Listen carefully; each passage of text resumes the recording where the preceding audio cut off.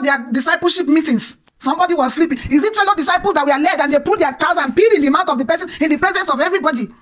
Not one person.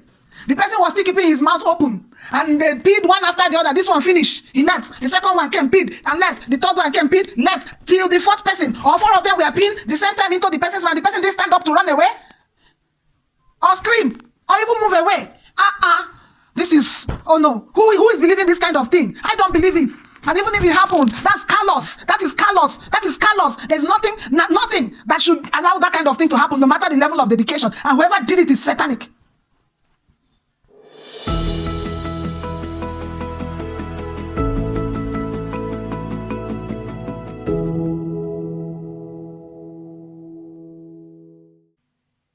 Hello and welcome. One of the purposes of this channel is to critically look at information, and that is because whatever we consume has a direct influence on what we become. It directly influences our productivity. And one of such information that has impacted heavily both on myself and the entire public is the information of BBC on the person of TB Joshua, what they titled The Cult of TB Joshua. I'm going to review that documentary, so-called, with you from an unbiased point of view. But as a Christian, or somebody of the Christian orientation who has grown from that angle since childhood, what influences my decisions, what influences my actions are the set of information that I've acquired in organizations that I have interfaced with growing up as a Christian. Please, this analysis is not to support anybody or to accept anything. One of the things that also spurred me into doing this was when I tried to imagine what the story would be from both sides. Join me as we take up this task. It's going to be a long one, but I think it will pay off in the end. Thank you so much. Now, did you notice that it started with an intro? The intro started with the call, welcome to the Synagogue Church of all nations. Now it is accompanied with a set of sound that depicts horror. Then it continues with giving you an overview of what they intend to achieve in the video by taking clips from episode 1, episode 2, episode 3 to bring you a summary of what they want to project. 1, that TB Joshua is a serial predator perpetrating crime on a global scale for 30 years, and that he wanted to be one of the most important preachers or pastors all over the globe, and that the people that are going to speak out are living in fear of retribution and fear for their lives. This is the conditioning, what they want you to get. When you want to read a book, you first do the review. They gave you the summary of what they want to achieve in the documentary, and that is exactly their opinion. Does it make it true what has been said as a summary? We will find out. But for me, I feel it is a subjective opinion. It's just like seeing someone now and say she's always doing well. She likes all the men to be coming around her. That kind of thing. I've had a situation where people looked at me and said, she's not even beautiful. She wants every man is coming around her, while I was facing my front and going my way. That is an opinion they formed. And that is what, if they are going to tell a story, they want you to get. And every other story that will come after then will revolve around that. Now you see how they show us a background of some of the people that are going to be confessing in that documentary. They gave us the background of 2 people from the UK. Now, one said she discovered she was gay at the age of 12. If you ask me, how would a 12-year-old child make that level of judgment? Anyway, that's another topic. Then the other says the mother died of cancer, meaning that she had, telling us that she had that trauma with her. But what she never said was that, are you afraid that you too will have cancer, that you are going to the synagogue church? she brought in a different stuff altogether, that seeing raw miracles made her feel like she has seen the Jesus of our time and desire to go and meet him. Notice that. Then the other lady was laughing in kind of ridicule, like, was I actually the one that did that? I will still link it to the time when they will tell you about hypnotization. They didn't give you the background of the people in that documentary that are from Africa. They gave you the background of a few from abroad. On the issue of documented raw miracles, they might not be a pleasant sight, but that was the situation at the Synagogue Church of All Nations. People came the way they were, typical of miracle centers. That episode 1 is giving you a background and a general overview of where they are heading to. This other one says she needed spiritual guidance, and that's what brought her.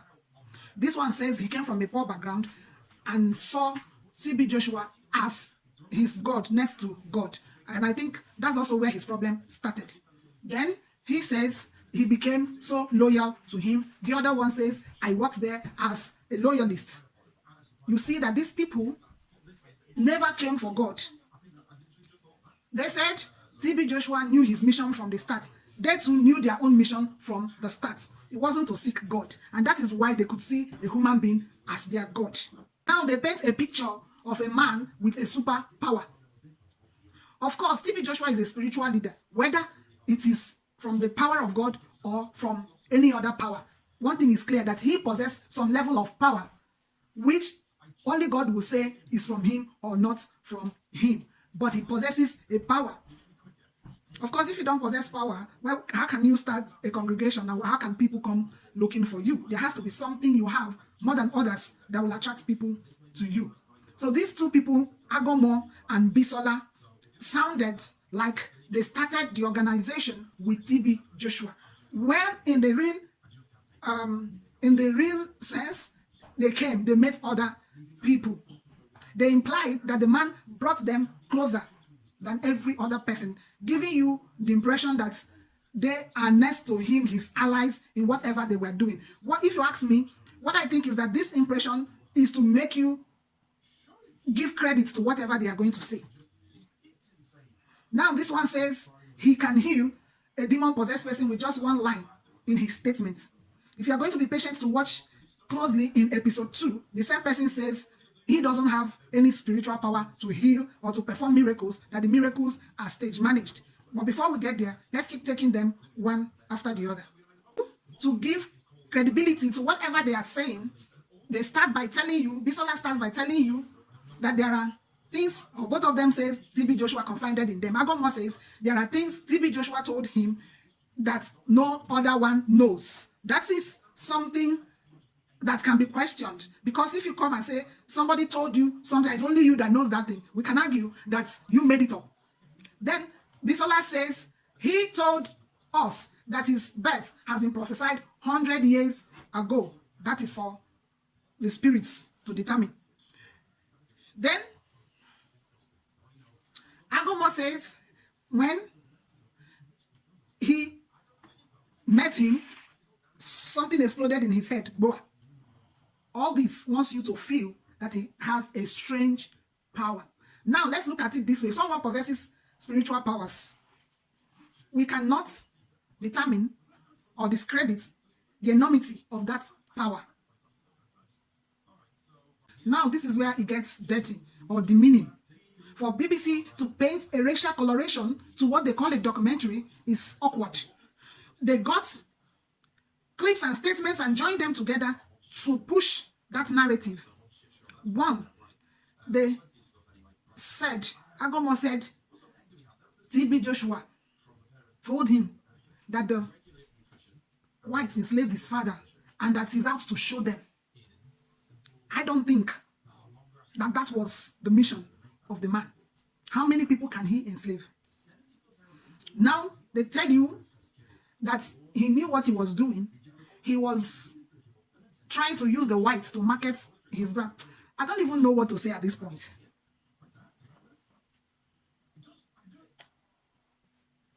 he told the cameramen to record everything, but that was the time of when televangelism started. Then everything recorded. Is that supposed to be a crime?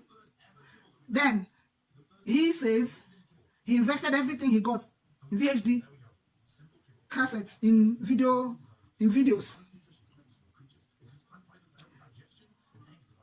Still staying on that narrative that this man wanted to use the whites. In this place where they brought racial coloration, you start asking 3 questions. Number 1, is it that he wanted to use the whites to push his brand or reach to the world, or he's trying to reach out to the world, which is the mission of evangelism, that's going into all the world and preach the gospel to every nation. So covering what he's doing on camera to have videos to distribute, one will ask if that is supposed to be a problem. The second question is he attracting the whites to enslave them? And the question is, how many whites can he enslave? The third question is, his spiritual power also hypnotized the whites to come. They said the explosion came when the whites started coming. But I think that it is when the news of what is happening in Nigeria got outside that they started coming. So I don't want to misconstrue that piece of information. If people are saying that something is happening somewhere, it is natural for them to go there. It's just like putting a flower to certainly attract a bee, no matter the distance that bee is coming from. Everything these people are saying are still their opinion. Whether that TB Joshua wanted to enslave the white, that he knows what he is doing, that everything was planned from the beginning. Of course, one will call him a man of vision. He saw the vision. If you look at it from the Christian angle, you are told to write the vision and run with it. So, like every other church, whether Oyibo or African church, they do that. The first mission is to spread the gospel and to get it go as wide as possible with whatever positive means it can go. Painting a racial coloration to it will be very, very awkward, and I feel that BBC did not try there. But what they wanted you to believe is that the man had a sinister agenda. Spreading the gospel has never been a sinister agenda, and he's using that strategy to perform it. I think his answer summarized his intention. Why are you recording these things? If Christ was not recorded according to him, you would not know about him. If Christ wasn't recorded, you wouldn't know. And the Bible said that if our gospel is hid, it is hid from them that are without, outside, that are not within the circles of that gospel. All the things happening didn't come to him as a surprise. That sounds like a good inventor. Then, to TB Joshua, everything is a game.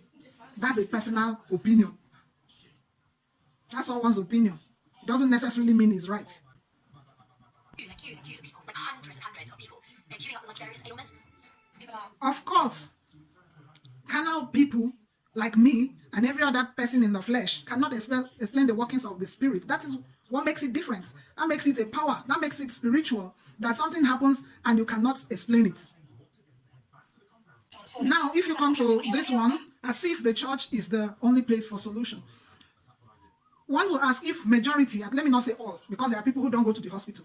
If majority of people who come to these solution centers have not been to the hospital, many of them have been to hospitals. In fact, many of them that have advanced stages of cancer have either been told to go and prepare for the day of death or manage their sicknesses. So when it gets to that point where you can no longer help yourself, of course, the church becomes the only solution at that time, or rather God becomes the only person to look up to.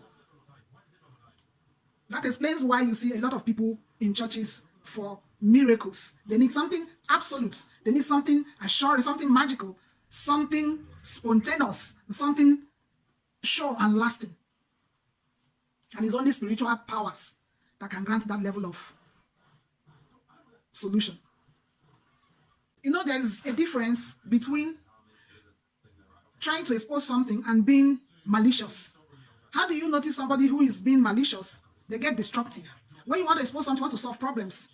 You want to, you don't want to attack persons. You want to attack issues and problems.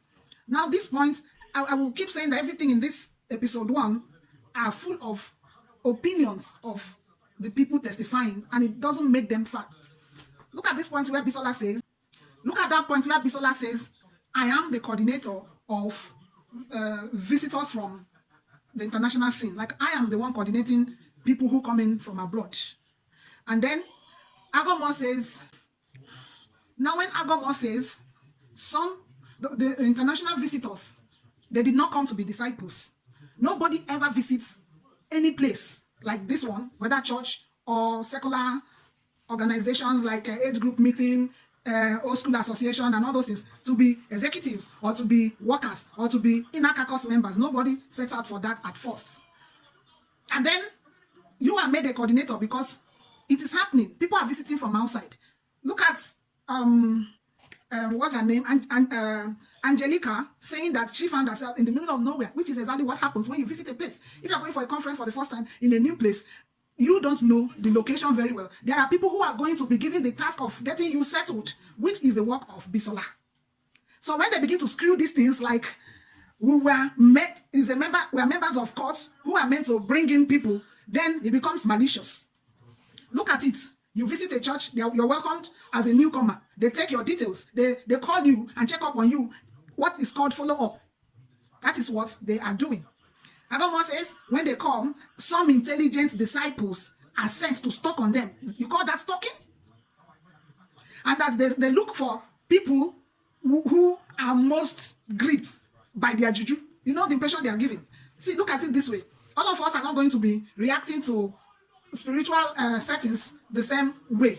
Some people express their emotions visibly, while others muster them. So when you go to a church and you're under the influence of the power of God or influence of anything, then people help you. Or you are new, people help you. They try to settle you down. And they call this stalking. So let's call every follow-up that people do in churches stalking. Let's call every welcoming of newcomers that people do, let's call them stalking. But the important fact is that it's not every visitor that came there that became a worker, because everybody is not going to be taken. Few were chosen. And he says it's those that they see that react much to their powers. No, how the church sees it is people who are zealous, who have been more consecrated. And it shows in the way we tackle the things that happen in the church. It happens everywhere, even in secular organization. If you go for your village meeting and you get there, you start saying, oh, the way I see things happening, that's not the way it should happen. I feel we should do this. I feel we should do that. They are going to give you position. Will you call that one stalking? I can tell you there was a time I found myself in a place, and within a few days I was made a women coordinator. Why? Because there are people who have leadership potentials in them. They see what others don't see. They're able to put one and two together. Of course, it's the best that will be selected. Let's go ahead. Agomor calls it manipulation. Then everything we do in life can as well be called manipulation. I'm trying not to be biased, but I'm seeing a lot of screwing of information, and I'm seeing a lot of... They don't know we are picking them, but I and TB Joshua, we know what we are doing. What kind of statement is that? They don't know we are picking them, as in they don't know you are initiating them into court, or you are... Of course, you are selecting those who feel are eligible for the work. They like young ones, especially the unmarried young ones. What kind of statement is that? Of course, they are the ones that are going to be available for the work. There is no organization that doesn't go for young people. You go to the banks ask you between the ages of 22 and 30 years. You go to seek employment somewhere, they give you age specifications. Is it because the church doesn't call it what it is? Everybody's being modest about it, and now they're paying for it. They're saying they go for the young ones, especially, remember, I'm looking at these things from the church point of view, how things are done in religious settings.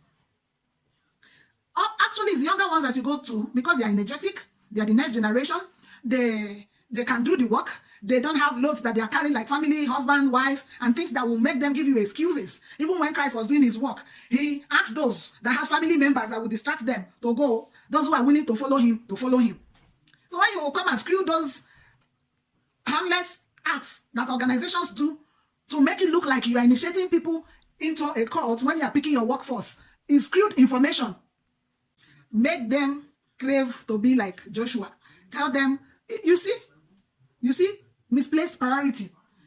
Of course, they will look for, it is white people that will be used to reach white people. It's black people that will be used to reach black people.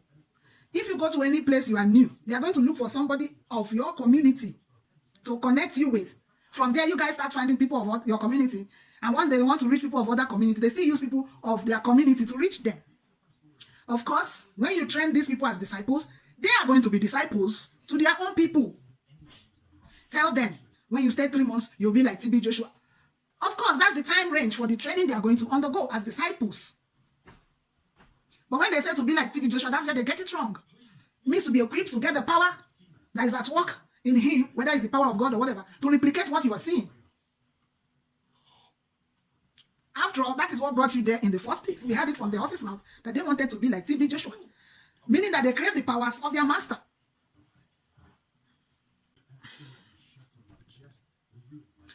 In episode 2, you are going to see where they create the impression like they were forced into what they were doing. But you hear it now from Bisola that TB Joshua said, why don't you stay here? Which is a suggestion.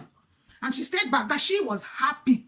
She was happy, meaning that that's what she wanted. Maybe for TB Joshua, he felt that if she stays here, whatever it is that is her problem will go. And for her, she felt the same way. It was a mutual feeling, and she stayed. She was happy. Whoever wanted him to stay was happy. So, oh my God, whether or not the organization is a secret cult, because almost everything we do is rituals. We are all in cults. I don't know what we want to see as cults. The church is a cult. Your office barakbo or special group is a cult. Your school after graduation group is a cult. Look at that, your group where you belong to, how you people put set of rules for yourself that you are going to abide by it to achieve whatever is your mission. That is what is called a cult. People with collective interest. But where we start having issues is whether they are secret cults or not. So in this case, if you say TB Joshua is a cult of his own, at least theirs was visible enough for people to see what they were doing. We are all members of one cult or the other. Well treated here, like kings and princes. When I met my Nigerian sister, the TB Joshua wanted to see me. Oh, kneel down. Now let me give you a little background of where you found yourself. We are not going to take away cultural nuances from whatever is happening around us. You came to an African congregation where respect is given to anybody in authority, whether it's even spiritual leader or not. We call almost everybody around us daddies, uncles, aunties in Africa. Yes, it's not a manipulative stuff. That's how we show respect. I remember somebody one time asking me why I call so person mommy when the person is not my mommy. I told the person that there is a level of, there is a state someone will get to, and you can no longer call them their names in where I come from. It's even heavy in your mouth. You feel awkward to call them by their names. So we'll call them either aunties or mommies. And for this particular person, she has way past the age of being called an aunt or auntie, like we call it. She was my mommy's age mate. And then she played certain roles in my life, like the role of a mother. So I was calling her mommy. For me, auntie is someone that's either your age mate or slightly above you. Mommy are people who have advanced way beyond that and are playing certain roles in your life. So when we call those things, it's not like we want to have any form of subordinates or any form of insubordination. So we don't want, not like we want to enslave people by any way. And let me tell you people, let us not want to sound correct or westernly correct or whatever and take out the core values that make us who we are. Since we started imbibing some of these strong-head woke cultures, we can see where it's taking us. So there are still those things we hold dear. We call our seniors daddies, mummies, aunties, brothers, uncle. Children in school call their male teachers uncles. They are not their biological father's brothers, but we call them uncles because every big brother is an uncle. So kneel down, kneel down. And for this lady, she found herself in a Yoruba culture in Nigeria. They came to Nigeria. In Nigeria, we have different cultures. For me, I came from a different place. For the man in question, he came from a culture called the Yoruba. And the Yoruba people are predominantly the members of his church. You cannot see a Yoruba man, even we that are different tribes in Nigeria, question that. Yoruba knows how to beremole. We call it beremole, like genuflect and prostrate for their seniors. Talk more of people who are in position of leadership with them. So when we come to churches, we also bring these cultures in and kneel for our pastors, for our women leaders, and in their different hierarchy. That's how we show respect. So if you come and they tell you kneel down, that is just the cultural nuance of that place, not because TB Joshua is a god. If you didn't kneel down, he's not going to kill you. The only thing is that people around you will see that this one has no respect. But for foreigners, it doesn't apply. We don't hold you to ransom if you don't do some of those things we do. So let's go. In this place where they talked about the configuration of the building, There were walls. In Nigeria, we build walls. We put barbed wires. Security is first call because we have insecurity problems. And the church is constructed with concrete blocks to depict a synagogue. The windows that are blurred is just typical of certain places in Nigeria, just not to make everything happening so open, because that is where they are living. Now, the place where they were domiciled, where their building is, where the Synagogue Church of One Nation is located. I live in Lagos, and I have lived around the area, at least not too far from the Synagogue Church. At least, if it's very far, it's not going to be more than 20 minutes drive from where I was staying. Now, and that 20 minutes is because of traffic jam. So without the traffic, it could take like 10 minutes. So, or even 5. Yeah. So that's to tell you how close the area I lived was. So I could testify, I could attest. That is why I picked a little bit of interest in this whole thing. I could say one or two things. So that I could tell you the security situation of where they stayed. Ikotu is so notorious for certain crimes.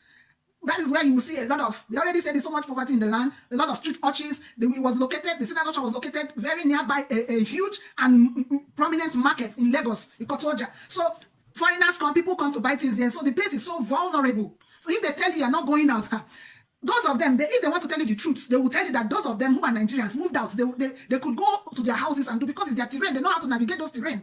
But these are foreigners who are visitors and have to be protected. So if they tell you don't go out, it's not safe for you, they are right. And to think that in those locations, if they lay eye on a foreigner, you could be kidnapped for ransom. You could be an attraction that will make people either mob you or just surround you in a way that you will not like. So you were predisposed to dangers that you cannot even describe. So if they tell you you're not going out, don't make it look like the UK, the US, or Europe, where you can build houses without fences and move around anyhow. It is not like that.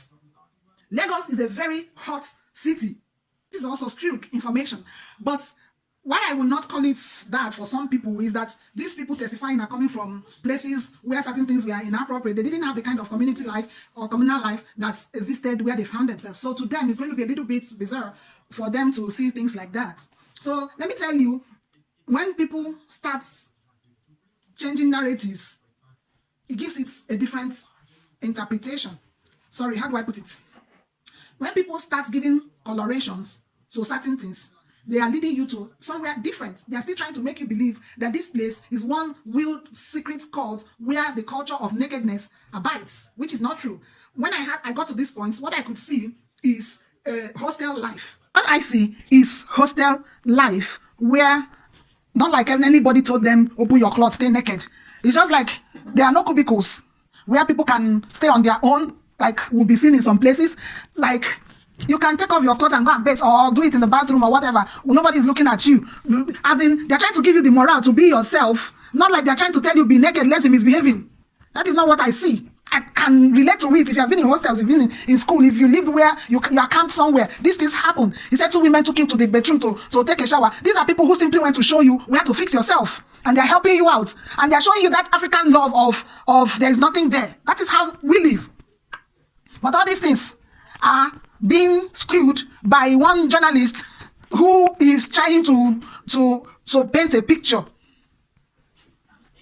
These people can confirm that they were taken care of. The male and female hostel, at least there's no man that came also to tell you that the culture of nakedness is encouraged for them, because for them it might be a little bit different. Women are also different in their behavior in their individual hostels. They were prevented from having external contacts like their families, and they quoted a scripture, which is what most people believed. Let me say that TB Joshua at that time, maybe because these things that are being talked about happened within certain number of years, not like it's something that happened within short times. So we cannot take out the fact that they were at a point and they have moved to some points and they have also advanced to certain points. So I believe that he was in the middle of that belief of then. If you were a Christian in Africa and Nigeria then, you were made to believe that you don't have to be distracted by your family. That Jesus asked his disciples to follow him, leaving father and mother. But that scripture connotes consecration, not really ostracizing you from your family. I don't know the right word to use for that. Not taking you off your family. So if they say, we're not allowed, but I don't think that it is not being allowed to contact anybody at all. Like you are sold out to this thing and you cannot contact your family. They said their passports were held for safety reasons. I don't know whether that should be encouraged. Because if it's for, I don't know. But ordinarily, somebody should hold his passport. Nobody should hold your passport for you. Nobody should do. But I am not there at the time to know what initiated those sets of decisions. But what I know from the whole documentary is that they could travel when they wanted to travel.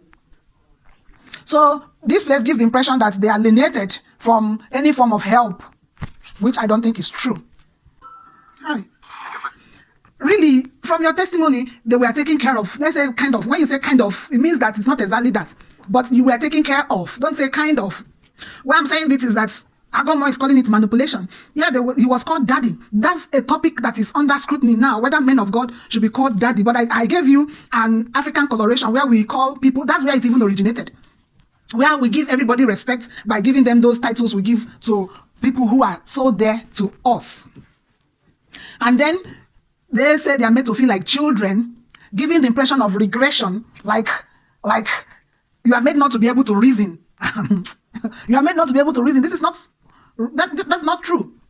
Almost every man of God calls his congregation members either children, my flocks.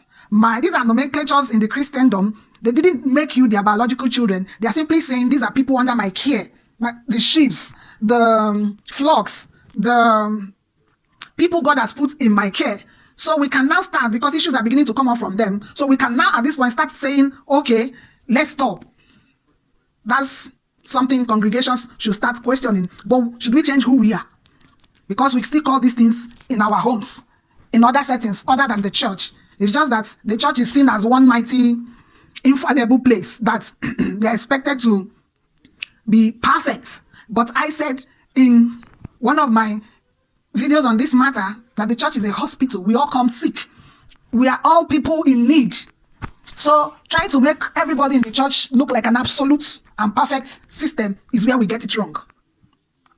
So these things happen for us to learn and to create new things out of happenings, because when things happen, it gets these shifts in paradigms, that we begin to fine-tune the things we have done before that are not okay, and to see whether we do them again. I think I've addressed this portion before. But notice something on this particular clip. There were about 5 people sitting down there, but two faces were blurred. Among those blood faces was a black person. Then they say he was keen at using us to market himself to the Western world. And I remember saying that you will use your kind to get your kind. They will use the West to preach to the West. They will use the blacks to preach to the blacks. But that is when something is just starting. Whatever strategy they used is left to them. But I don't think it is with the intent they are giving it. With a negative intent. Like they were doing something wrong. They were preaching the gospel. They were preaching whatever they preached. So, and they were pushing it the way they feel they can. So giving it some racial colorations are not good. The world has become one global village that whether you talk to me as a white or I talk to you as a black doesn't make create any anything special out of it. We are humans that found ourselves in different places in the globe, according to our maker, who knows the composition of those locations and puts the skins and the composition of any human being he feels can survive in those places there. Let's stop creating this superiority nonsense. This part is making me feel like some things are childish. Saying that we were made to make up and dress. So after all, who goes to church without looking good? Who speaks to people without looking good? If you're going to woo people for a business, you will look good. So trying to say they packaged us so they make us look nice to come out is sounding childish to me. I got more. Well, whatever you know, whoever you are, we have a system that will break you down. Hey, what system is that? Please teach me so that I can go and start practicing it somewhere. That is on a very ridiculous note. But whatever the case, if you come to a church, you will drop your title at home. It happens in every congregation. Go to Winners Chapel, go to Redeemed Christian Church, or go to Deeper Life, go to anywhere in the West too, any congregation at all. Once you come into the church, you drop your title outside. That is why you will see doctors being ushers at the gates, serving you food during programs, doing one thing or the other. So it's not really about TB Joshua. It's the system of the church. Pride is not accepted. It's not about TB Joshua. So you will see even the people you cannot reach ordinarily in the secular affairs, you can reach them in church. That's why some people, when they want to have access to some big heads, they come to the church, because under that covering, everybody is seen as a servant, subject to Christ. Whether they are only subject to TB Joshua, I don't know, but it's a matter of individual decision for you to be subject to your man of God or subject to God. And if they made their members there be subject to TB Joshua, I think they're also watching what is happening now, and they should stop. So in the church, nobody brings title in. Even in the Bible, many of them, Luke was a physician, Paul was a lawyer, there were many things, but everything you are, you drop it for the sake of the gospel, for the work. To copy your master, Jesus Christ, in his humility, which TB Joshua was trying to replicate too. The law in the studio, is it a studio where they are doing a particular stuff, or in the church generally? I didn't understand that part. Maybe when you are recording or something, I don't know what they mean by studio, you are not allowed to, if you want to go and pee, you go and report yourself. I think this aspect wasn't really explained, but they gave the impression that before you go out, if you want to go and pee, you go and report to TB Joshua. Is a lie. That one is a lie. Not everything will go tell us now. Not everything will go collect. If you want to go and pee, you go and report. If you are saying that there's a session that if we are doing a particular thing, before you went out, you will tell somebody. There are settings like that where before you leave, you hand over to someone, so that you don't break the chain of whatever it is you guys are doing, if that is what they mean. Or they are trying to make us believe that you reported that you want to go and pee, so that they will use your pee for what? Or that so that what will happen? It doesn't add up. Then if you're a disciple, you are not allowed to do this, you are not allowed to do that one. Of course, it's not only in Squan. It's not only in TB Joshua's church. You cannot be a disciple and wear breast bulging clothes. You cannot be a disciple and wear clothes that is slit and showing your boobs. You cannot be a disciple, because she said they decide what you wear, they decide what you... Thank God he didn't tell us they decide what you eat. So, but if you are telling me that, it means that there are a set of rules that guide being a disciple. I have asked before, do you know what it means to be a disciple? An inner caucus member, representatives, ambassadors of that place. So, it happens in every setting, secular or spiritual.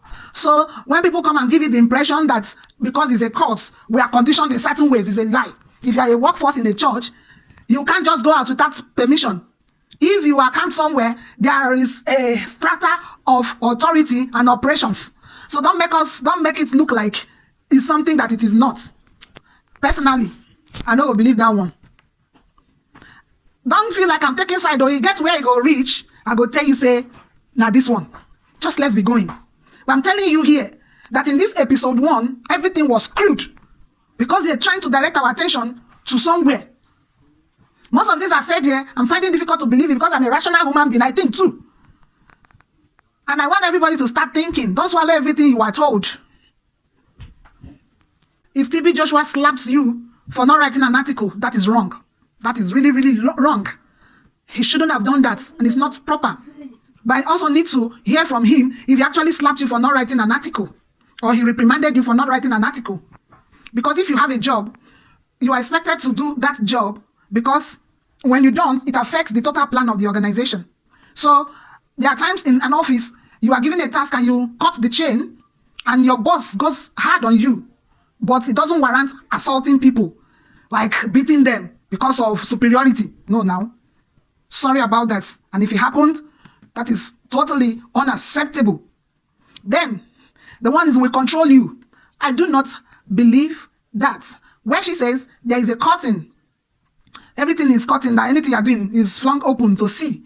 The way such places of worship are built is such that they also try to guide and watch over you by not giving you the chance to do some things. Like, they don't create opportunity for secrecy where certain things will happen. For places like that that harbor a lot of people, you're expected to be circumspect. So, truly, even in organizations, secular places, even other spiritual places that are of the other side, there are certain things you will not do, and they make sure you don't do them. So, not like they steal your life totally from you. So, the place where he says, will bug you, everything you did, even in the bathroom, is there. Notice the impression is there. At first, he talks like I'm actually involved, and I'm sure that we plant cameras on your body. We bug you. You know what bugging means? We bug you. While in the actual sense, he's trying to say that we have the records of everything going on there, like there are cameras everywhere. But the way it was said, like we plant cameras on your body. So if you dey bath, if you are bathing, we go to look your private part. You know, that's the meaning now. That is what it is. Total surrenderedness to God. That is what it is to be a disciple. Because these people seem not to understand the level they were operating at. And when Christ was talking to his disciples, he said, blessed are those who are not offended in me. At the time he called them, he says, if you cannot go along, begin to go now. At the time when the man said, somebody died in my place, I want to say, let the dead bury the dead. So these people didn't understand the enormity of the work or what they were getting themselves into. Or, as at the time, because she made a comment, is it Annika? She made a comment that she saw herself as an object of surrenderedness. She felt like, that's how it feels, that's what it is when you are actually doing the work. But at this point, these people are talking as backsliders from the Christian point of view. Yes, that is what people like this now are being called in the Christian point of view. That is people who gave their all and didn't see it as a problem. Then at a time when their dedication has waned or calmed down, they start complaining about the things they freely and happily did in the past. Then they say the person has backslidden. So your view and the grace that was carrying you at that time is not the same thing carrying you now. So it's understandable for them to sound like this. She said, you never had complete 4 hours sleep. It happens everywhere. And have some bankers that stay in the bank till midnight and leave the next morning. Because there is a level you operate at. You cannot be like every other normal person. You are going to prepare for those who are coming for the service. And you finished late. That is what it means to be a disciple. There are people who operated at a different level from even workers. Workers can just assist them and go home and go and do 1 or 2 things. But disciples stayed put, make sure that everything is working. You hardly get sleep because you're preparing for the next service. You have to prepare sermon. You have to pray and breathe upon it. You have to get ready for the work. That is why they say that to whom much is given, much is required. Everybody will never be at the same level. And in the words of Christ, blessed are they who are not offended in me, that will start complaining because they started following me and getting more responsibility. The pressure of the work is on them and they are not complaining. They are becoming offended. When you get offended in the work, you are seen as you have backslidden. If you can no longer do the work, it's better you resign and leave. But because they are giving us the impression that they were hypnotized, forced into the work. And these people talking said they were quite young, well, really young. When they're telling you they are young, they left either at the age of 17, and at the time he's saying this, he's not an adult who can make decisions for himself, who can live, who can, at one point or the other, reject some of the things they are seeing there. But because they want you in this documentary to believe that they were children who had no will of their own, they were being pushed along. Let's continue. It's not really a TV. Like I told you, they're trying to screw every information that you have to get permission before you sleep. Actually, it is when we have work to do and we're on that work, that is when you can get when you cannot sleep. And if it is very crucial that you go to sleep, you get permission. Like, because it's a rule that when there is work to be done, nobody sleeps. If there's need for you to sleep, you have to get permission. It happens. It's just like saying, manager, I want to go and have lunch when it's not lunch time. And the manager says, okay, no. And you say, because of this reason, because of that reason, I have to do it now. And he says, okay, I have to give you a pass so that the security guys or whoever that sees to that will allow you to go. We're not babies now. We can understand 1 or 2 things. And then Bisola says, sometimes somebody was sleeping and he let 4 boys to pee into his mouth. Oh, that is callous. And if she's lying, it's also callous. I found it's all coming from them and I don't know what to believe. There's no other person to corroborate that kind of thing. It's all coming from them, which can be said to be disgruntled because now they are offended in him. Like Christ will tell himself, they can say anything. So how can you tell me that a preacher led 4 boys in front of other people to go and pee in the mouth of somebody that is sleeping? Who are the boys? Somebody was sleeping, presumably not members, not the crowd. In one of their discipleship meetings, somebody was sleeping. Is it fellow disciples that were led and they put their trousers and peed in the mouth of the person in the presence of everybody? Not one person. The person was still keeping his mouth open. And they peed one after the other. This one finished. He left. The second one came, peed, and left. The third one came, peed, left. Till the 4th person. All 4 of them were peeing the same time into the person's mouth. The person didn't stand up to run away. Or scream. Or even move away. This is Oh no, who is believing this kind of thing? I don't believe it. And even if it happened, that's callous. That is callous. That is callous. There's nothing that should allow that kind of thing to happen, no matter the level of dedication. And whoever did it is satanic.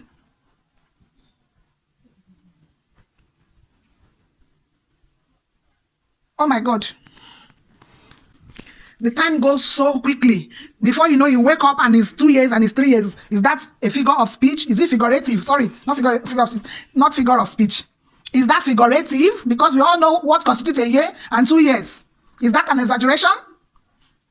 Everything goes fast. Of course, when you are busy, time will be going. When you are busy, time goes fast. Before you know it, the whole day has finished. And as far as we know, they confirmed in the beginning that when they first came, the only thing you have to do is to stay, watch TV of the programs happening there, pray, eat, watch the programs, pray, eat, which I presume is the running of how that place runs. And you got busy when you got busy, as in it is time for work and it's time for work. So giving that impression like you worked 48 hours per day, you worked 48 hours per day, and then 2 years became 2 weeks and 2 months. We can relate now. We can relate. I'm not defending anybody, but I sat down to think and I said, these things are taken out of context. Of indoctrination.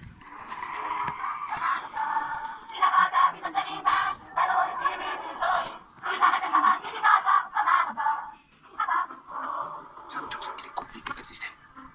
Will clear everything in your head. Will make you believe that all the knowledge you had before was rubbish. You don't need it to live. All what you need to live is to be like TV Joshua. Who are the we? Agamo is saying, we will clear everything in your... Who are the we that will clear everything in your head?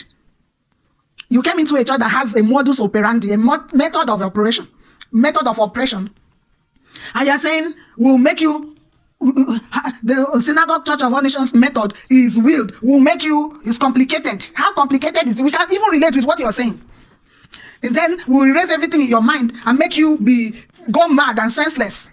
And then we oh my God. Let me go through that again. We make you believe that everything you knew is rubbish and everything is being like TB Joshua. Even if they made the disciples be like TB Joshua, did they make the whole church be like TB Joshua? You were part of the church, you were listening to the messages they preach in church, the same ones we hear and see. That's all over social media, all over their platform as a church. Was it to be like TB Joshua? As far as I know, I took time to sit under the teachings of this man. I've been listening, I've been watching them since, and I feel that everything is taken out of context. Ask me any congregation, secular or spiritual, that is not about indoctrination. What do you call indoctrination? To believe a pattern. And work and live by that pattern. So, whichever name we give it, they are taken out of context. Churches stay for hours. Discipleship classes, workers' meetings, whatever permutation we give it, stay for hours. There is always a secretary in settings to write down things that are said. Teachings of pastors which form books that they write. So, to make it look like you're writing a different Bible is wrong. At least there's no other Bible that was written and they put TB Joshua on it and say Bible of TB Joshua. Everything, thank God she didn't say is a Bible. It's everything, the words of TB Joshua, almost like a Bible. That's the pedestal they put it. We can go on and on. These things are screwed information and conditioning of our minds like we can't reason. When I finished looking at these things critically, I started, it made me look down on BBC. The way I held them before, it came down a bit. Anyway, that's the work of media, to spin your head, to spin a story. There's a spin box. But my prayer is, God, help me not to spin information in a way that it will be destructive. Let whatever I'm saying, whether it's bad or good, be the truth. You were made to imbibe the words of TB Joshua, chant those words, memorize them, believe them. But what I saw him writing on the board is a teaching. Why he is a Christian? In fact, let me look at it again. Whatever he said, you were encouraged to memorize them, to chant them. You are to embody those words, be the words, live the words. Whatever he said had to come from God. What I'm seeing are teachings. Faith is this. Why should a Christian have faith? All those things are those the words of TB Joshua that you have to memorize. They are teachings that and principles you should imbibe. Having faith, living a Christian life, doing this one.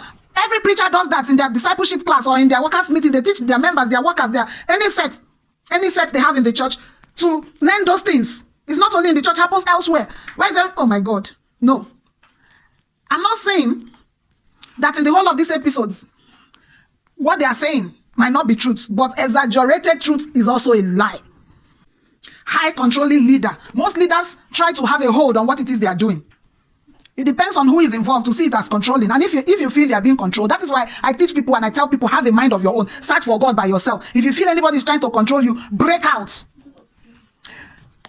But that is not to say you're going to be disobedient to where you belong. Because if you are, that is why some of us left certain settings, certain churches, certain places that where we were growing up from. Yes, because sometimes if you're not able to go by some things you are taught, you are seen as rebellious, and the best thing for you to do is to leave. Because if you're in any setting, you are bound by the principles of that setting. It's not a crime. So if you feel like it's not for me, what do? You leave. But these people are giving us the impression that they were hypnotized, forced to stay there, and they couldn't leave. Do not let anybody control your mind. Do not let anybody take over you. I tell people, find God for yourself. If you know God for yourself, you will understand why you are in any place you are in. And there's nothing anybody will do that will pinch your body. And there's nothing anybody will say to keep you down when you think certain things are not right. Spirituality is about rewiring of mind. Erasing whatever you came with from the flesh and imbibing a spiritual hierarchy. So I don't know how else to say it. When I say your mind is being rewired, we are all being rewired when we unlearn certain things and learn new ones. Not like you become vague, like there's no mass of brain in your head any longer. Or oh goodness me. She saw herself back then when she was preaching, and now she's shaking her head like she's doing something weird. Like, what is mind control there in what I saw her shaking her head? Like, is it me that did this thing? I listened to what she was saying. She was saying what every other church, religious group or leader would have said. I can't watch stuff. I just find it. She was preaching on television. Now she's ashamed that she did that. And then anybody who manipulates people's mind is dangerous. People's minds are being manipulated even by this thing they release as documentary. The world is in a stage where everybody's mind is manipulated with information. So generally in life, our minds are being manipulated, but it depends on who will give in to things that in his own knowledge are not good. This is the moment we have been waiting for. Prophet TV Joshua has arrived here. He was building the church itself. In these constructions were going on fast. It's like his dream. Something that can beat the Gothic temples in Europe. Everybody worked to build this massive structure. TV Joshua was trying to create his own empire. Behind the scenes, you've got a workforce with no pay. We were a machine around him. How churches work is that almost everybody volunteer to do work, because most times they have gigantic projects that they cannot fund. So you see volunteers, you see people who is like when some people have some gatherings like retreats, like conventions, you will see people volunteering as carpenters to build the tent. You see those volunteering as cooks to cook during the program. You see people volunteering to be ushers. The church works differently from what the secular media wants it to be. So everybody is seen as a family and they are building the work. There is no congregation, there is no empire, there is no enterprise that doesn't set out to build whether temples or edifices. Is there any church that doesn't have a mega city or one thing? Maybe that church is a new one.